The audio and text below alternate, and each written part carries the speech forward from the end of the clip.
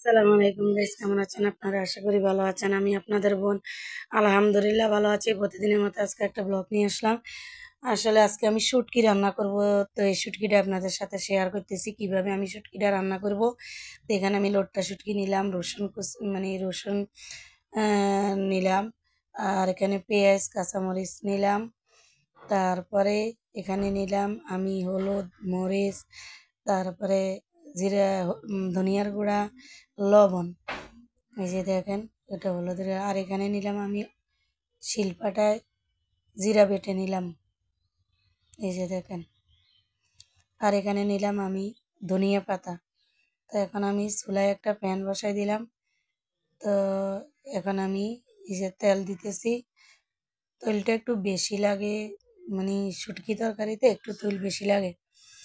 আর এই কথাটা আমি এর আগেও বলছি, এটাকে আমাদের দেশে কাতা বলে। এটা আমার মায়ের হাতের স্মৃতি। আমার মা তো আমার মারা গেছে, তো উনি আমারে মানে অনেকগুলা কাতে বানাই দিল। তো সবগুলা নষ্ট হয়ে যায়। এখন আমার একটা কাতা আছে, এই জিনিসটা আমি মানে ব্যবহার করি, পালাই না আর কি। এটা আমার মায়ের হাতে স্মৃতি, যে এই কারণে আমি এটা পালাই না। তো পরে আমি যাক, ওই যে অফ ক্যামেরায় আমি পেঁয়াজ রসুন ঢেলে দিলাম। আমি ভাবছি ক্যামেরা চালু আছে, পরে দেখি অফ ছিল। পরে আমি ওই এগুলো একটু নাড়াচাড়া করে পরে শুটকি দিয়ে দিলাম। তো শুটকি দিয়ে আবার এগুলাকে আমি একটু নাড়াচাড়া করে নিতেছি। পরে আমি ওই যে জিরা বাটাটা ছিল, এখন আমি এই জিরা বাটাটা দিতেছি। তো জিরা বাটাটা দিয়ে আবার আমি এগুলাকে একটু নাড়াচাড়া করে নিতেছি। আসলে এই শুটকিটা আমি এবং আমার হাজব্যান্ড, মানে আপনাদের ভাই, আমরা দুইজনে এটা খুব পছন্দ করি। আমার শ্বশুর মানে আমার শাশুড়ি, আমার মা, ওনারাও পছন্দ করতো। আর এখন আমি অন্য চুলায় একটু গরম পানি বসাই দিলাম। তো পানিটাও আমার সিদ্ধ হয়ে গেল।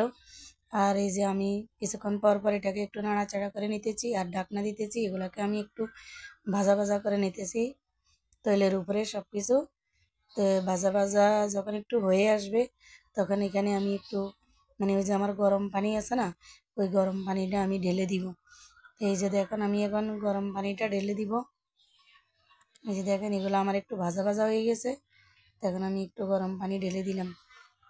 এই যে দেখেন, তো গরম পানিটা ঢেলে দিয়ে আমি এগুলাকে আবার এখন নাড়াচাড়া করে নিতেছি।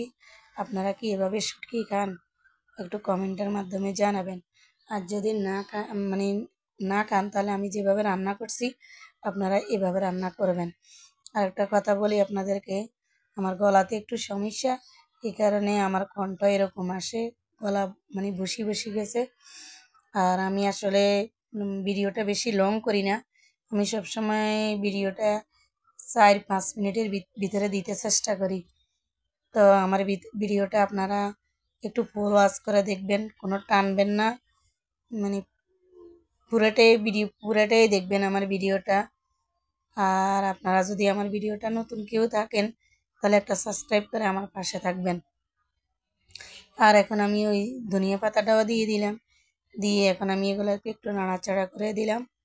তো এই যে দেখেন, অনেক সুন্দর মানে কালার আসতেছে।